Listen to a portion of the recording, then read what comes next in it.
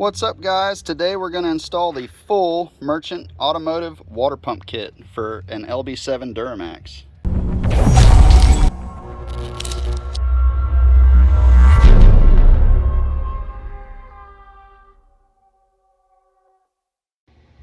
What's up, guys? Welcome to the channel. Well, today we got a hurt Duramax. We're going to do the water pump in this thing. Alright, so all I did was crack this thing open. The plug's still in there. And I'm just going to leave it go for like 30 minutes. I'll go do something else. This will help contain the mess. So far we have the fan off and the shroud, and I've removed the belt. I'm working on removing the intercooler tube.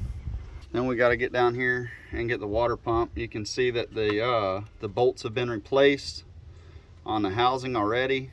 So the housing's pretty worn, and we're going to change the housing and pump. So I found that the best thing to do here is to remove the inner fender well and then remove the intercooler pipe, and then you can kind of get to everything. All right, so now that I have the intercooler pipe loose, I'm going to grab it down here. This is really hard, especially to try to do one-handed, and just twist it out. Intercooler pipe has been removed, and now you can easily get to the back bolts there, or nuts on the back of the water pump. I was able to put the wrench on this way. This is a full-length wrench, and in the back as well, and once you do, you can loosen that sucker up by hand, so that's going to help. What we have here is a brand new, complete Merchant Automotive water pump. This is the best water pump you can put on a Duramax. You'll notice that everything has been TIG welded. So anyhow, I'm just going to use this pump for reference on what bolts I have to remove to get the water pump off. And as you can see, there's actually only 3 that have to be removed after these 2, of course. So there's 5 in total. This is my everyday work truck, and it has almost 400,000 miles on it. Oh, look at that sucker hiding back there. We have to remove the whole water tube, which means we have to remove this little, I believe that's the pipe that's the line that feeds the water cooling to the turbo. So we'll go ahead and get all this stuff taken apart. And this just has an O-ring on it. I'm pretty sure the kit came with an O-ring. If not, I have lots of O-rings. And there is also an O-ring under here. Anyhow, we'll go ahead and take this thing apart. We'll be able to see where all the bolts are. What we're going to do is we are going to use outward force to try to get this thing to break free. Honestly, this is the hardest part of removing this. Unfortunately, I think I'm going to need both hands, and I'm going to get something in here to pry back on that. I'm really close to just cutting the hose off. It's pretty new. I just had to fix this part because the bolts actually strip themselves out. So that's why you see some gasket sealer down there, because I was trying desperately to get this thing by until I got a new water pump. Let's see with this twist if I can push the hose off.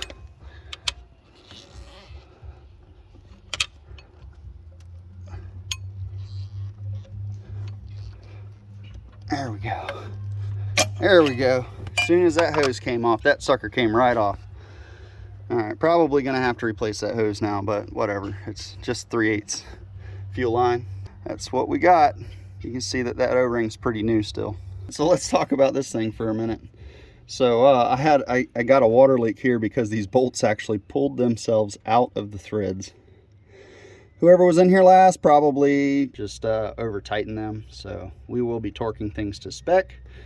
And yeah, but look, we can get to that bolt now. Like I said, only 3 bolts to get it out. What I'm gonna be doing here is I've got my Milwaukee ratchet, and I'm gonna break these things free. They are a 12mm. I have a 3-inch extension on there. It looks like it's in a 12mm deep socket, so it looks like it's gonna be the perfect length. We have that one there, And I'm not sure if you can see it from here or not, because I sure can't see what I'm pointing at, but we have one back here too. If we're being completely transparent, I can't find the other bolt, so I'm thinking that it's probably behind this fan pulley. I haven't done this in a while, so you have to forgive me on that, but if this made it in, that's the reason. I'm using a pick to unplug this sensor right here. All right, fellas, I'm not gonna lie. I forgot, completely freaking forgot that I have to remove the harmonic balancer. All right, y'all, what we got here is a 36 millimeter, however many point socket, probably 12. This is what we got.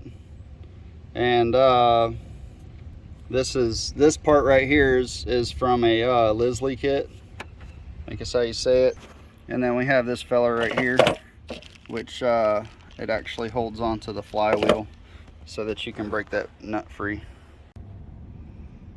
All right, now we're under the truck. Yeah, it's a little oily under here, but what do you expect? 400,000 miles.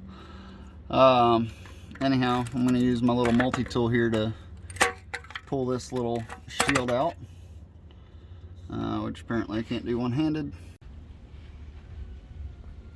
Alright, so now that that sucker's gone, I don't even think I can get the camera in there, but you can kind of see the teeth.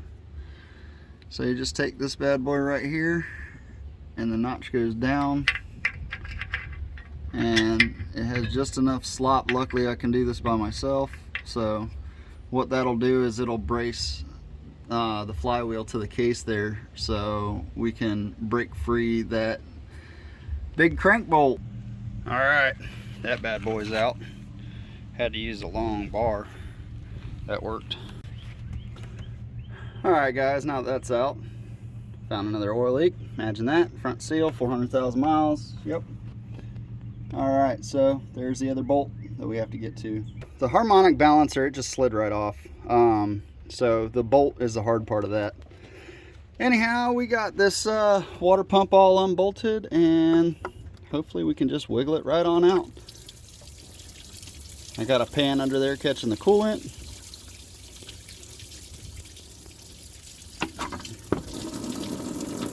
There she goes. Okay, so when you roll an O-ring, it has a chance that it's going to leak. So what I like to do is take a pick and put it under it and go around it while pushing down. I can't do that because I only have one hand, but that's what I'm about to do.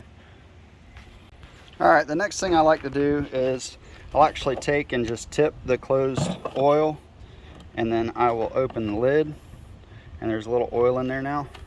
So I'll just take that little oil, put it on my finger, and I'll coat this O-ring really good.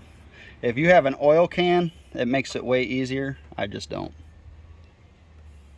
We're gonna just take and clean this up with a dry rag real good. It's all oil in there, so you don't want anything to fall in.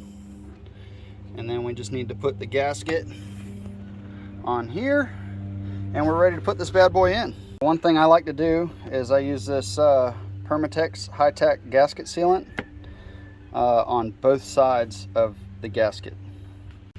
So what I'll do is I'll go ahead and I'll coat around here, and then I'll set the gasket on it, and then I'll coat this side of the gasket as well.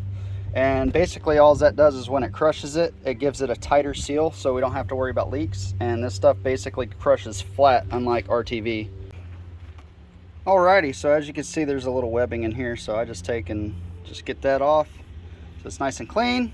And now we're ready to install this, making sure that the pipe is on first.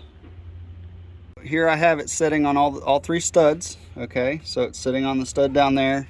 I've got just enough room to reach my finger in so that I can get the gear lined up just right, which I'm pretty sure that it's really close. Nope, not yet. So I need both hands, but that's how I'm doing it. So a little bit of wiggly, and there we go. It is in. Now I just need to install the short 12mm bolt, the long 12mm bolt down here, and then the 12mm nut over here. And then I have these two 12mm nuts that need to go on the back, all of which torque to 15 foot-pounds. I had to put these on with a wrench. I couldn't get my torque wrench in there to check the torque, make sure that it's right, but hopefully we'll be okay. And this way you can go ahead and see the angle that I attacked this from. Clearly the best angle in my opinion. Now while everything else is out of the way, I'm going to go ahead and work on getting this water pipe back in. I think I'm going to go ahead and replace that piece of hose. I don't know if I damaged it or not, but it's only like 3 inches of 3/8 hose, so what the heck. I took that hose off and I don't like the hose clamps, so I'm gonna have to go to the store later and get some more hose clamps. I oiled both O-rings. I don't know if you can see that, but I oiled the one going into the top too. I got everything stuffed together. Wasn't very hard, but I'm gonna just pull up on this and get it slid over, making sure that it doesn't bunch this stupid O-ring up. I've had this problem in the past. I know it's prone to happen, so I got to try to get this pipe up as much as I can into here and get it over, and then put 2 bolts in. I just wedged a little pry bar that I got there, just enough to keep the stress off of the bolts so I can at least torque this one that was in a little bind. I don't know how accurate my torque is going to be because I have to put a really long extension on here, but anyhow, these are supposed to be torqued to 18 foot-pounds. So now that this is done, we're going to go ahead and pull the lower radiator hose back up and reattach it. And then I will be pulling, this is on top of the thermostat housing, is a bleeder screw. So you pull this bleeder screw out and it lets all the air out of the system. I'm going to just fill the system with distilled water just to kind of dry test it, and at least that way I'm not, you know, wasting a bunch of coolant. All right guys, now it's time to go ahead and put this drain plug back in. And there's the nasty water that came out of this. I just put some water in there because I was waiting for a water pump to come. Now we're going to go ahead and just put a bunch of distilled water in here and see if we have any leaks without pressure. Well, this is kind of a midpoint. I'm just checking. I've got 2 gallons of water in the system so far, and I have no leaks yet. She's full. I put 4 gallons in it. All right, sorry, I had to put that bolt in real quick. I know I don't have hose clamps down there, but anyhow, we're going to blow all this off with some compressed air and dry everything and let it dry and see if anything won't dry. And got away from me a little bit, so anyhow. All right.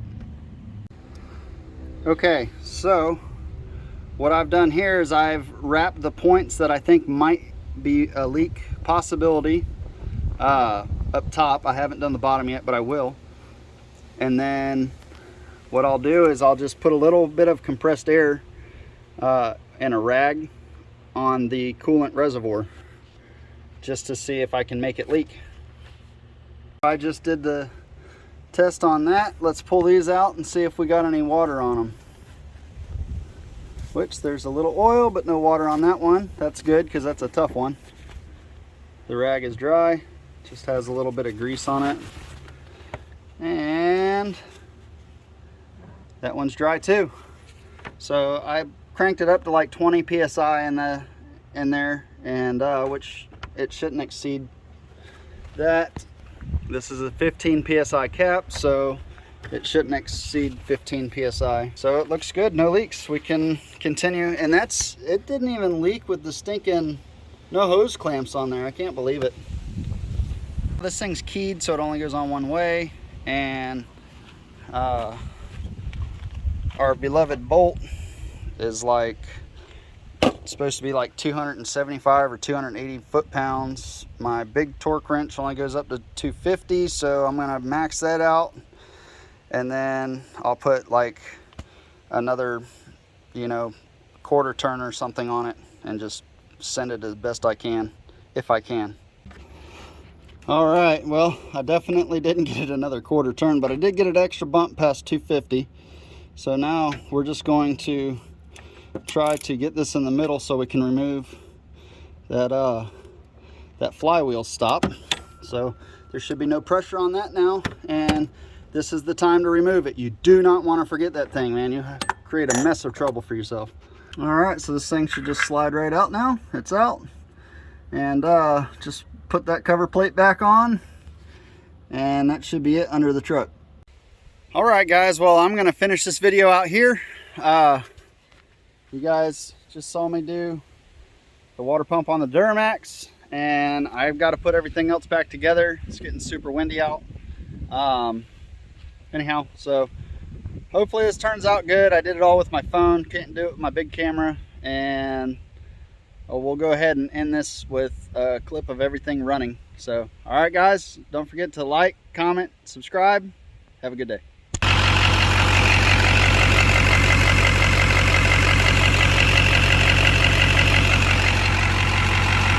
No leaks, baby. Woo!